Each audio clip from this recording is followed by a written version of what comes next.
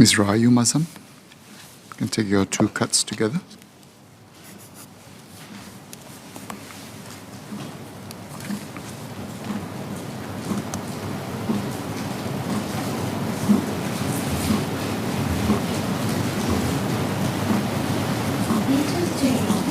Our para-athletes shone on the world stage. For the 2020 Summer Paralympics in Tokyo, Team Singapore fielded 10 athletes across 6 sports to compete with the world's best and represent Singapore at the highest sporting showcase.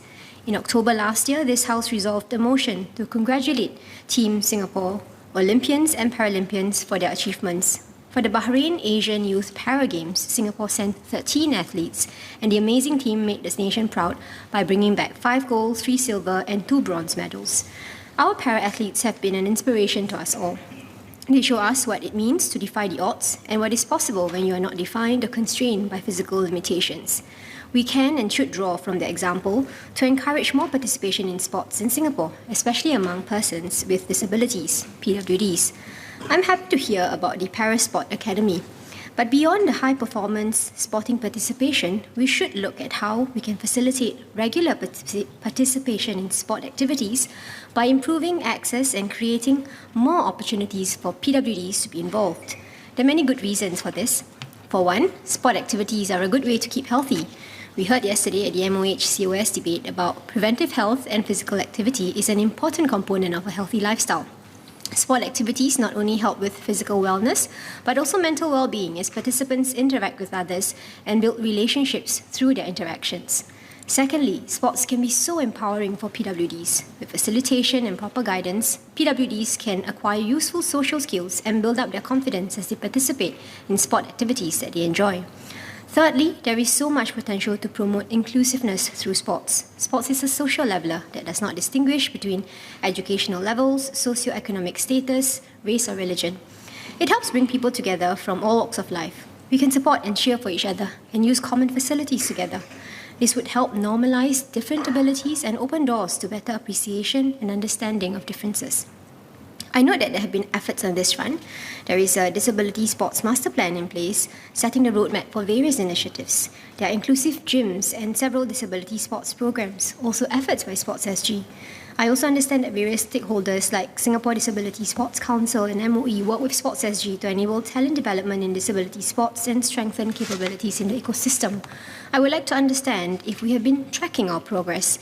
Have there been developments on inclusive physical exercise and disability sports programs? Is knowledge and expertise in tailoring sports activities for PWDs and organising inclusive sports programs sufficiently widespread? I hope the Ministry can share its plans to leverage on sports to make Singapore a more inclusive society. Next card.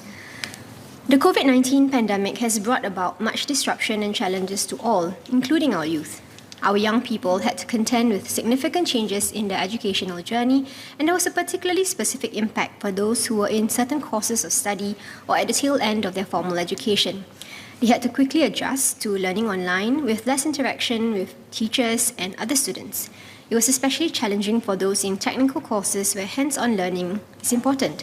Internship programs had to be adjusted as firms implemented work-from-home arrangements. Those who had planned to study overseas or go for an exchange program had their plans disrupted. Prospects for some industries appeared bleak as the economy pivoted, and some wondered about their choice of study and career prospects. This caused much anxiety and uncertainty. Some young people I spoke to expressed how the pandemic robbed them of their opportunities and youth.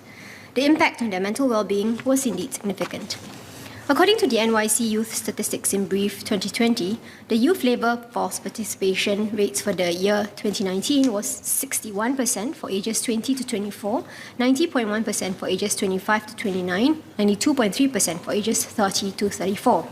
According to the MON report in June 2021, the youth unemployment rate climbed in 2020.